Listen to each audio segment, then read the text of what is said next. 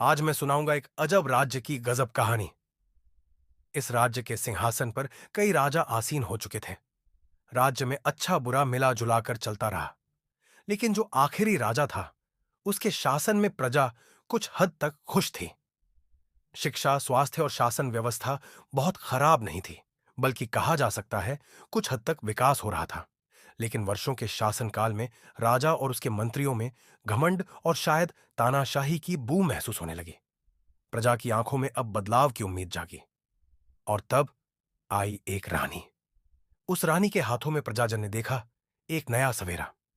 प्रजा ने सोचा, मां के रूप में आई ये रानी उनके राज्य को खुशहाल बनाएगी, दुख दर्द दूर होंगे और सुख शांति से जीवन बीतेगा। इसी उम्मीद में समस्त राज्यवासियों ने रानी को ताज पहनाया और उसे सिंहासन पर बैठाया।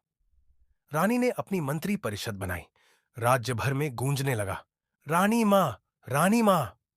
रानी ने सभी धर्मों को साथ लेकर चलने की बात कही। प्रजा प्रसन्न थी। शुरुआत हुई कई सारी योजनाओं की। कुमारी श्री, मोहिनी श्री, रास्ता श्री, अन्न श्री, आरोग्य साथी, घर द्वार सरकार।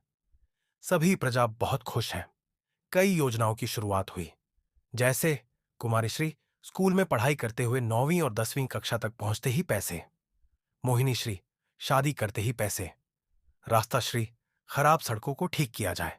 अन्न श्री हर घर तक अन्न पहुंचाया जाए। आरोग्य साथी कोई भी बीमारी होते ही डॉक्टर हाजिर। गृह द्वारे सरकार सभी योजनाएं अब घर बैठे मिल जाएं। और भी ना जाने कितनी योजनाएं हैं। प्रजा ने सोचा, अब तो उनका भाग्य ही बदल गया, मानो वे स्वप्नलोक में जी रहे हो। लेकिन कुछ वर्षों के भीतर ही उनके सपने बुरे स्वप्न में बदलने लगे। एक दिन सुनाई दिया नर्दकाल दा कांड। गरीब जनता ने अपनी सारी जमा पूंजी उसमें निवेश कर दी। कहा गया था पैसे दोगुने होंगे, लेकिन पैसे डूब गए। हर तरफ हाहाकार मच गया। कितने निर्दोष लोग अपनी जिंदगी खत्म करने पर मजबूर हो जाते हैं। जांच हुई तो पता चला रानी मां के मंत्रिमंडल के कई मंत्री उसमें लिप्त थे। लेकिन रानी मां ने कहा, मुझे कुछ पता नहीं था। रानी मां का दिल इतना ममता से भरा था कि उन्होंने महिलाओं को घर से बाहर न निकलना पड़े, इसलिए उन्हें हर महीने पैसे देने की योजना शुरू की। यह रानी मां की एक शानदार चाल थी चुनाव जीतने के लिए। हर श्री योजना में रानी मां के मंत्री धरे गए। फिर भी रानी मां कुछ नहीं जानती थी। रानी मां के मंत्रियों ने उन गांवों के लोगों के घरों की छतें तक चुरा लीं, जो पहले ही किसी आपदा से पीड़ित थे। लेकिन रानी मां कुछ नहीं जानती थी। इसके बाद तो चोरी की कोई सीमा ही नहीं रही। छोटी छोटी चोरी से लेकर बड़े बड़े डाके तक पहुंचे मंत्रीगण। पशु, काल पत्थर, बालू, दवाइयां, कुछ भी नहीं छोड़ा गया। लेकिन रानी मां कुछ नहीं जानती थी। रानी मां अत्यंत प्रतिभावान थी।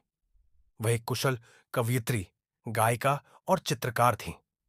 इतनी कला, इतनी क्षमता, फिर भी उन्होंने कभी घमंड नहीं किया।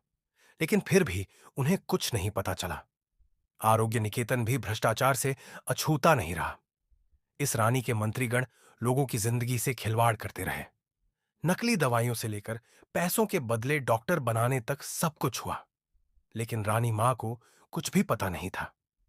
और फिर आया सबसे बड़ा घोटाला, शिक्षा घोटाला। कई करोड़ रुपए लेकर शिक्षा को ही बेच दिया गया। बिना योग्यता के लोग शिक्षक बन गए और उन्होंने नई पीढ़ी के भविष्य को अंधकार में धकेल दिया। और रानी मां कुछ नहीं जानती थी। जांच में गड़बड़ी सामने आई। असली योग्य उम्मीदवारों को छांटना मुश्किल हो गया। इसीलिए पूरा पैनल ही रद्द कर दिया गया। इससे नाराज होकर योग्य शिक्षक शिक्षिकाओं ने आंदोलन शुरू किया। परंतु उन पर टूट पड़ा प्रशासन। परंतु प्रशासन ने सख्ती से जवाब दिया। आवाजों को दबाने के लिए बल प्रयोग हुआ। कई लोग घायल हुए। कुछ की आंखों और हौसलों पर चोट पहुंची। जिनके हाथों में भविष्य का निर्माण था, वही लोग आज सड़क पर पीटे जा रहे हैं। स्वास्थ्य क्षेत्र भी भ्रष्टाचार से अछूता नहीं रहा। हर ओर केवल लूट और धोखा। लेकिन रानी मां कुछ नहीं जानती थी। तो क्या सच में रानी मां कुछ नहीं जानती, या जानती है पर अनजान बनी रहती है? अब सवाल उठता है, दोष किसका है, मंत्रियों का या उस आंखें मूंदे बैठी रानी मां का? या फिर असली दोषी हम प्रजाजन हैं, जो सब देखकर भी चुप हैं? क्या हम वाकई अंधे हैं या जागते हुए सो रहे हैं?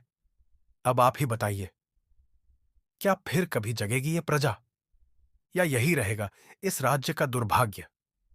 आप अपनी राय जरूर बताएं।